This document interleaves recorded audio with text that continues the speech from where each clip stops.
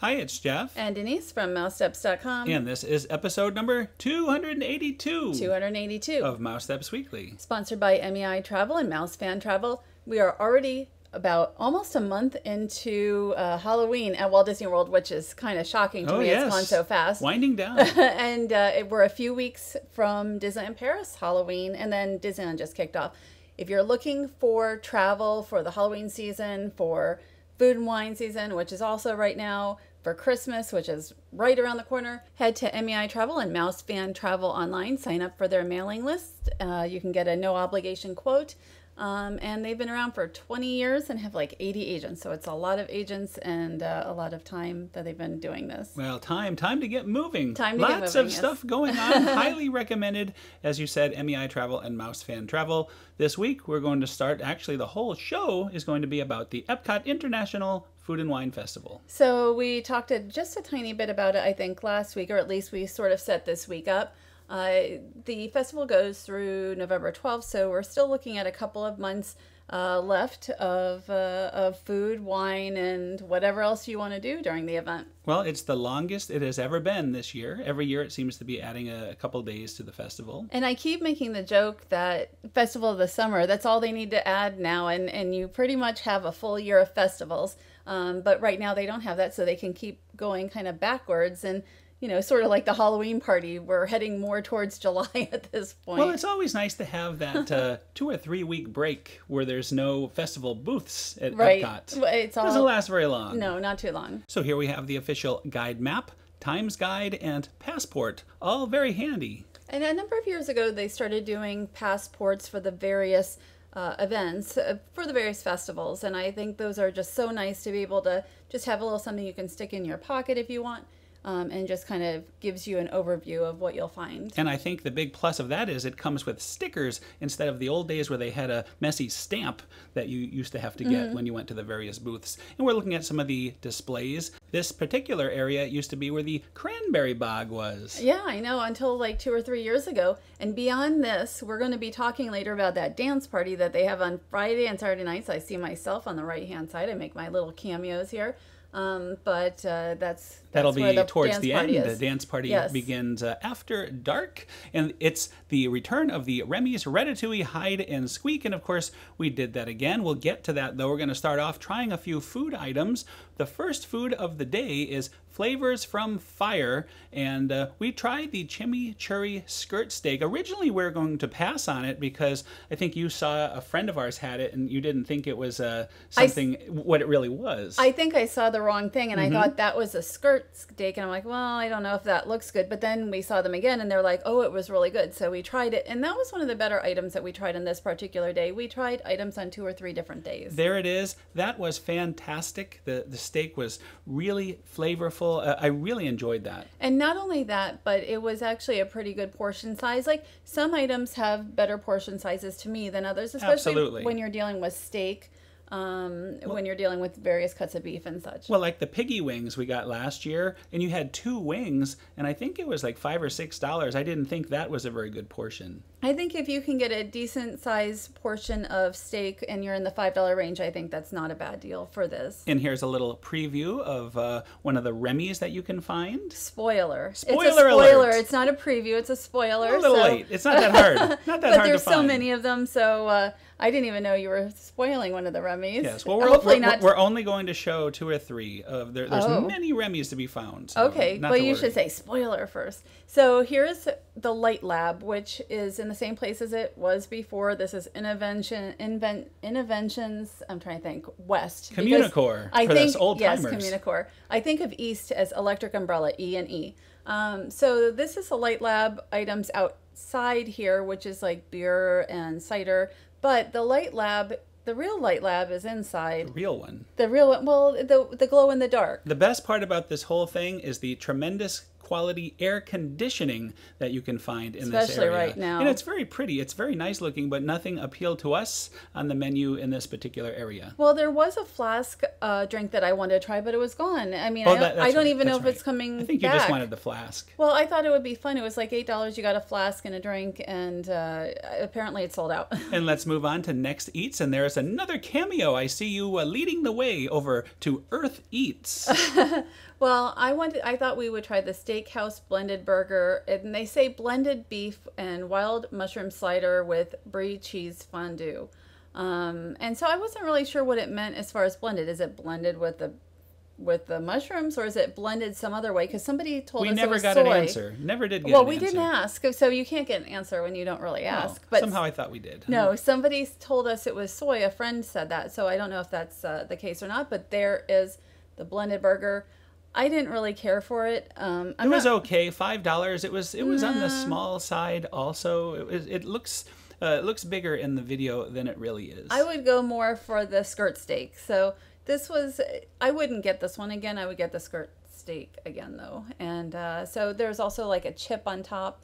I don't really like cheese, but I always just take the cheese off anyway, so that wasn't as big a deal. Well, let's move on. This was one of the biggest winners of the day here at the Chocolate Studio, the Liquid Nitro Chocolate Almond Truffle at $5. And this is back again. I think this is the second year. This is actually one of the best items, I think, at the festival, at least that I've tried, and I felt the same way last year. It's sort of like, it tastes like a cold chocolate mousse almost. It did take a while for them to make it. Well, I wish I could have gotten video of the hammer. I mean, this is a frozen piece of ice cream or whatever it is, and then they take a hammer and smash it to make it break up like that. So it started raining right at that time, so I wasn't able to get that. It was really good. It was really good, and half the fun is watching it being prepared. And finally, some topiary, just a tiny bit of topiary. No Figment this year. We didn't see Figment, but Chef Mickey is back. This is probably his third year here grilling. He grills every year. Obviously an expert griller. So we're heading into World Showcase, where we now see Daisy Duck. And what a treat. I had no idea there would be a special character outfit this year for the festival, and you know how much I love the characters, so it was really fun to see Daisy in that outfit. And I believe that is an outfit that one can find in California, I think at, what is it, Chef Goofy's? Goofy's Kitchen is what we were told. And I looked online, and Daisy is not there, but other characters are. And I think Minnie Mouse is the one who wears a costume similar to this. But it's always fun when they bring out new costumes, certainly for here. And it doesn't matter to me that if it's in Disneyland too.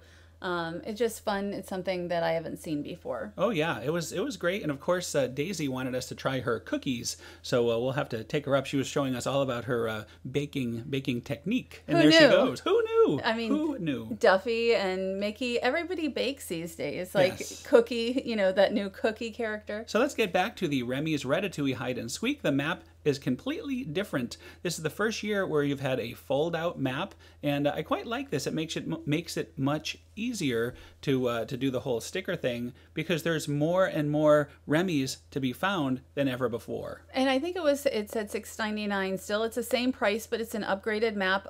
And to me, it's an upgraded items also. The prize, the cups. We'll see those in a minute. Spoiler number 2. You did it right on time, just as you're seeing it.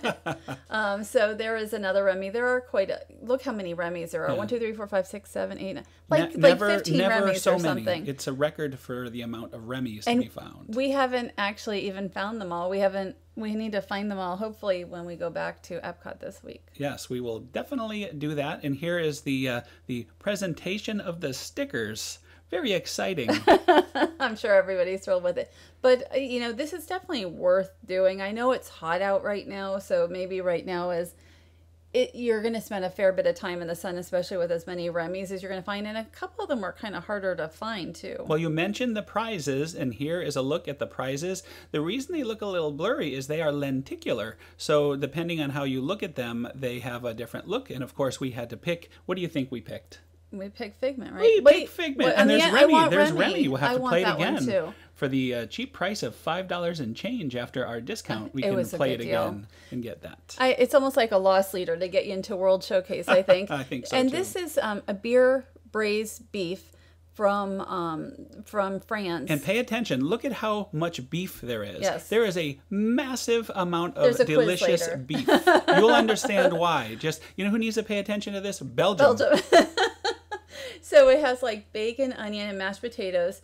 No knife was needed for that. It was so tender and excellent. Like, excellent. Get that. That's one of my favorite things this year. Absolutely. And then also they had the creme brulee with house-made raspberry jam. A raspberry creme brulee works wonderfully. It was nice. What a perfect combination to the beer braised beef. But the beef was, no, really, get the beef. Yes. Now, we went to Belgium, and look, beer braised beef. I love Belgium. With more mashed potatoes. But Belgium has let us down in that one area. Just that one area. I won't blame Axel or Matthews I was like, where's the beef? You know, there's no beef. Where's the beef? And you posted a picture, and people were like, where did the beef go? And we also got a Belgian waffle because we have so many friends from Belgium now, and we even sprang for the beer flight. Yeah, you did, and it wasn't. I don't think the beer flight was too bad of a price. It was not. So there is the braised. I don't know where the beef is. There's one tiny. See that little tiny piece of beef up in the top there? I see it. I don't think I got that one. So we should have kept some when we were at France, 2 pieces. and we could have brought that over. But look, it's like gravy. It's gravy. It's like more like a pot roast without the roast. You know, that's what it's like. Yeah, if they didn't advertise it as beef, it would have been good. And especially after going to France. And where by they the way, had the fantastic... Belgian waffle is good. phenomenal. I liked it a lot. I didn't think it was phenomenal, but I thought it was very good. Like, I would get that again. And there is your beer flight, and I don't even know how to say it. Is it Leffy?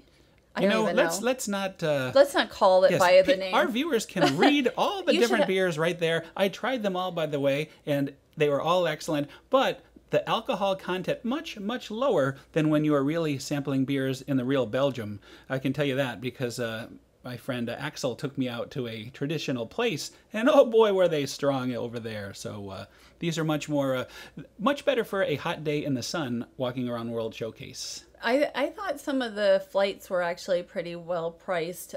Like we'll show a wine flight from Germany. Very well priced. And there's a beautiful view of the boats. I really enjoy just walking around World Showcase. Again, it's 90 degrees, so it's a little hot, and we haven't spent as much time out as I would like for it being Epcot. But it was still a really nice day, not too busy. Kept a pocket here. This used to be, honestly, look how much beef is in that one. That's not what it looks like. Well, the hummus fries doesn't look that different from the picture. But the kefta pocket does look very less beef. Where's the beef again? I used to get the kefta pocket often. The kefta pocket's been here for years and years and years. And they used to have a really nice green mint tea. So I would get the green mint tea and a kefta pocket. There is that kefta. If you look way down and way towards the back, you could see a tiny bit of beef in there. They just need to make the beef just a little bit bigger to match the pocket. The beef is actually very good. It's just not very much of it. Right. And then, and this isn't the first year that's happened. And then the hummus fries. Hummus fries. Excellent. I've never had them before. They have a great spice to them. Too spicy. You're not a spicy person. I liked them. I thought they were excellent. And I have to say, the kefta pocket was really good. You were right on the money. It was good. It was just very limited inside. But I like some spicy, but the hummus fries were really spicy. They were very. And then we didn't know they were having an American Gardens Theater Eat to the Beat. You can get a quick service dining package. We didn't do it. I probably wouldn't do it unless there's somebody I really had to see. We just saw the sign and I thought it was very interesting. And here are some of the offerings over there. We haven't actually dined here in a number of years, I don't think. There's not really that much I see. I like Disney Springs. This is usually our stop for free water. Yes, we usually get some water there. But I like Via Napoli, or there's a couple places we usually go to China for quick service. So in keeping with tradition, I had to get my little brat. The roast bratwurst, and this is something that they have every single year. I get with this a pretzel every year. Roll. That pretzel roll is a good size. I think the pretzel roll keeps getting bigger and the brat keeps getting smaller. But it's not that small. It's not. There was one year where it got really small, and then the first year the thing it was like huge. Yeah. So, and there's your wine flight. And I think that was the wine flight for me was only like $5 here. I don't want to say only, but I think that's a pretty reasonable price for what I had. And those were nice. There was one that we particularly, both of us thought was a little better, maybe a little sweeter than the others. And now we're going to check out one of our must stops every year, Africa, for the beef tenderloin tips. Very spicy. They are spicy. I think they were a little spicier than this year than I remember them being before. Usually they have jalapenos in it, where you can actually, like a couple times I've forgotten and I end up eating a jalapeno. Or a piece of a jalapeno. But I thought they were a little spicier this year, but I still think this is one of the best values. Portion size is, I mean, this is actually heavy. When you pick it up, it's a very strong amount. It's very good. It's always good. This is probably the most consistent item through the years where I always get it and I always enjoy it. And you can see that jalapeno piece there. Stay away from it. Yeah, that's not hard to find. We've never been disappointed. You're right about that. And just really a very nice portion size for the $5.50. Now, this section here has nothing to do with the festival, but the Kringla Bakery has reopened and much expanded.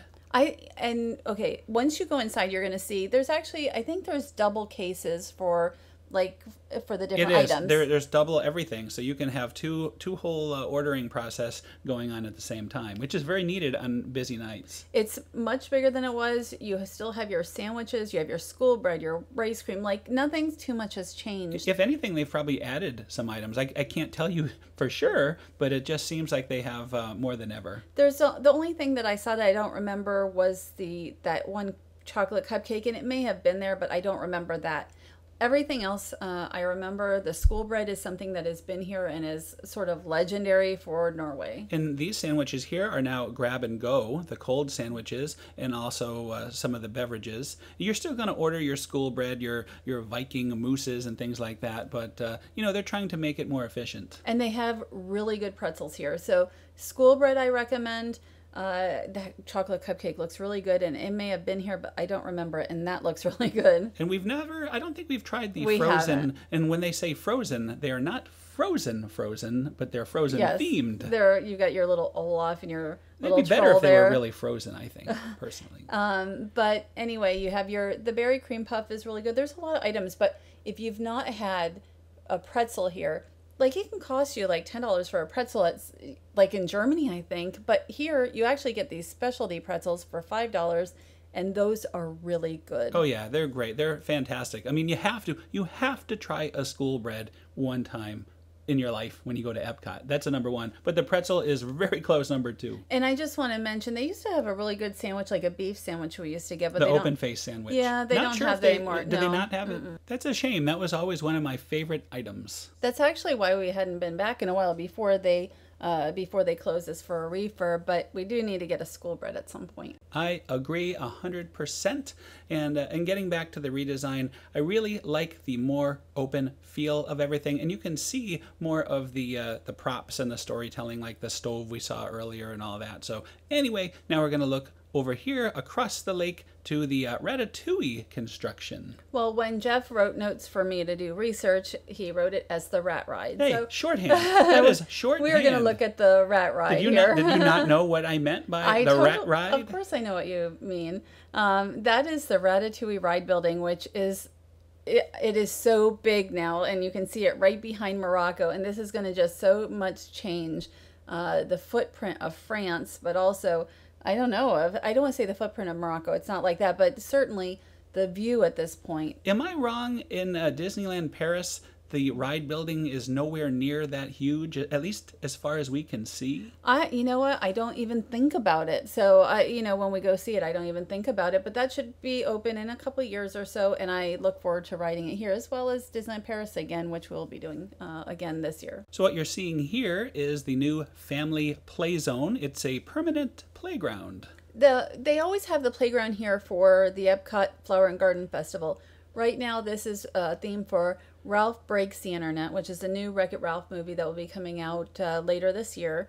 I don't know I guess it'll be like done seasonally, but I don't know if they'll have a Christmas theme, or maybe they'll just keep it to Ralph Breaks the Internet for the rest of the year. Right. I mean, it's not overtly themed anyway. No. It's really just the playground. A cute little playground. Talking to the cast members, I guess it's a welcome thing. I mean, it's nice to have a playground year-round, a place where you bring the kids and let them run around. I mean, something we don't really know about, but I'm sure we can imagine that. Well, there used to be more playgrounds. I mean, in the Magic Kingdom, you used to have playgrounds in Toontown. You used to have playgrounds. There's a Laughing Place playground, I believe, underneath the Splash Mountain area. And I had totally forgotten about that one. There aren't as many play areas as there used to be, but you have the Boneyard at Animal Kingdom, a couple of areas in the Magic Kingdom. Jr.'s Splash playground there, yes. at the place we avoid, of course.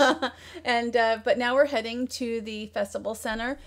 It's really nice to see the Festival Center open again, because during the Epcot Flower and Garden Festival, it wasn't. And you just saw Remy on the sign. Remy seems to be the new Figment for the festival this year. Well, there's still a lot of Figment, but there's a lot of Remy. And I think as the ride is getting closer to opening, you're going to probably see even more of Remy, which is fine by me because it's my favorite animated film, Ratatouille. Yeah. So right here, and it wasn't so bad a couple days ago, but right now you can see everybody is so excited to get their pass holder magnet. Well, this was opening day of the festival, of course. Every other time we've been back, it hasn't been nearly as bad. And even that line moved very fast. It was less than 10 minutes. Well, the second day we were there, it was also pretty long. And what amazed us was we saw so many people pouring out of the festival center just continuously. And it's like, I've never seen so many guests going in and out of it until you put the magnets in there. And who knew how many pass holders there were? Well, it's a very nice magnet. And if you go to Epcot for the festival 4 times, you can get a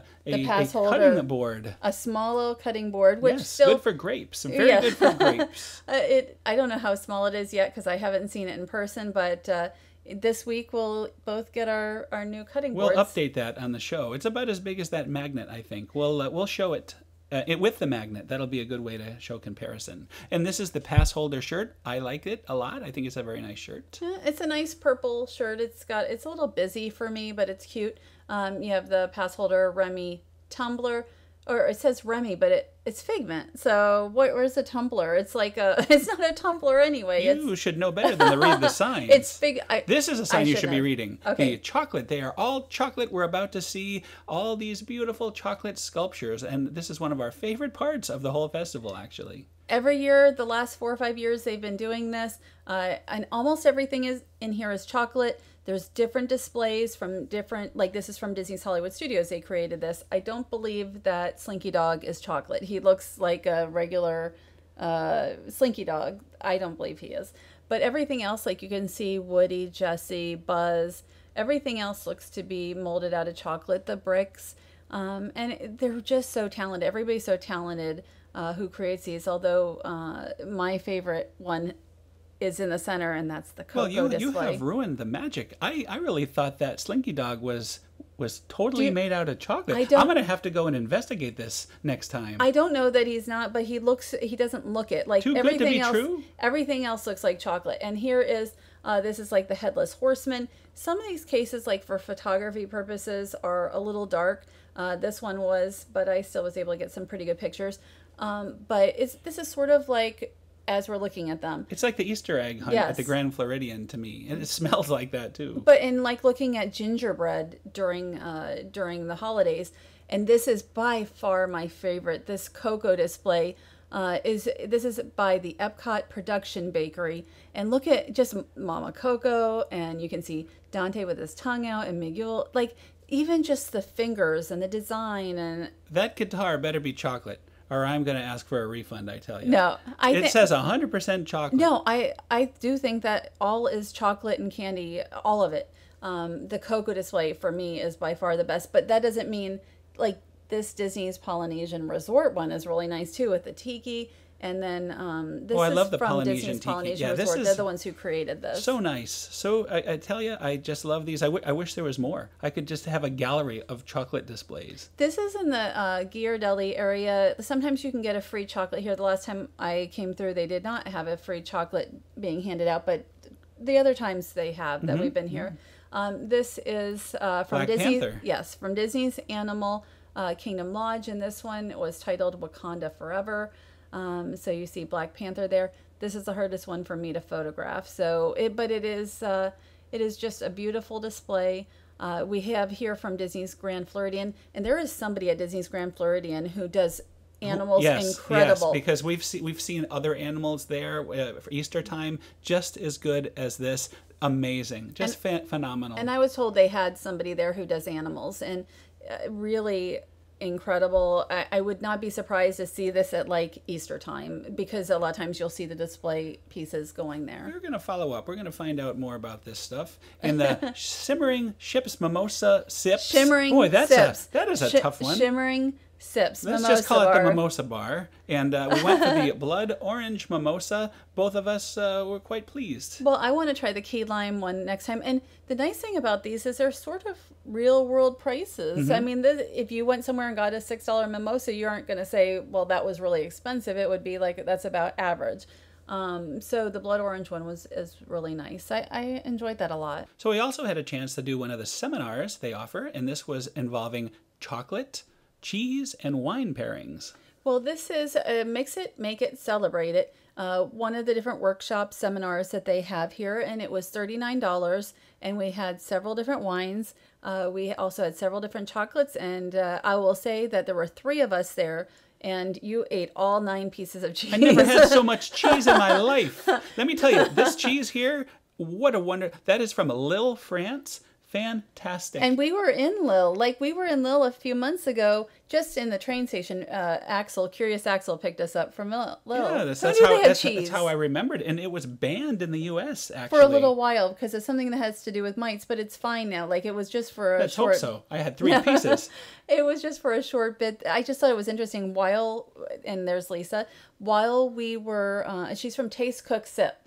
While we were learning about it, I looked it up. I'm like, oh, it was banned for a little while here. But it is something that you can get. And the Lille, who knew they had cheese? And maybe when we're in France this time, we'll see if we can find it. So we actually learned something from taking the class. Yes, but I also learned as I'm Googling it, just to find out about the cheese, like where you can get it. Denise is the master of Googling. Even movies at home, if something comes up, you'll be searching it and finding out the answers. I research all the time, including this show. Yes. I'll leave the room and go check things out. And I believe this is the line for the pass holder magnet. So yes, much later at night, where we're showing the progression of darkness. And now it's time for the Disney du Jour dance party. And every Friday and Saturday night, there are characters. And the first weekend, it was Remy and Emile, and I'm assuming they'll be back once more, because every weekend there's a different pair. So you don't see all of the characters that they'll have, but there's 5 different pairs, and it's around 10 or 11 different weeks.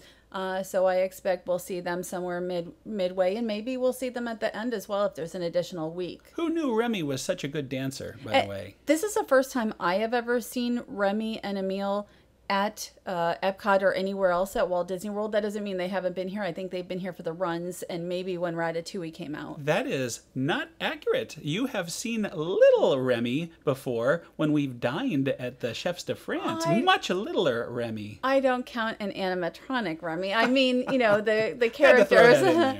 It was really nice to see them. We've gotten to see them at Disneyland Paris, and now we've seen them at Disneyland in a dance party, and here at Epcot. And look at Emile. Emile is the master of this cheese game. He knows exactly where to stack the cheese where they will not fall down. It's the guests that sometimes don't choose correctly. This was actually a very popular dance party, and I thought it would get less busy as it got closer to the fireworks, and it did not. It seemed like it got busier. Busier and busier, yeah. It was a lot of fun. And the park is open later on Fridays and Saturdays, so the park will be open till 10 o'clock instead of 9. So one more hour of dance party fun. Well, the dance party actually, it ended at 9:30, and then the park was open till 10 o'clock. That's right. So everybody still had a chance to go to Illuminations, but I just thought, it'd be a little bit less, but it just got a little, not rowdy, very rowdy, but a little rowdier as the night progressed. And at least when we were there, if one wanted a picture with Remy or Emile and you sort of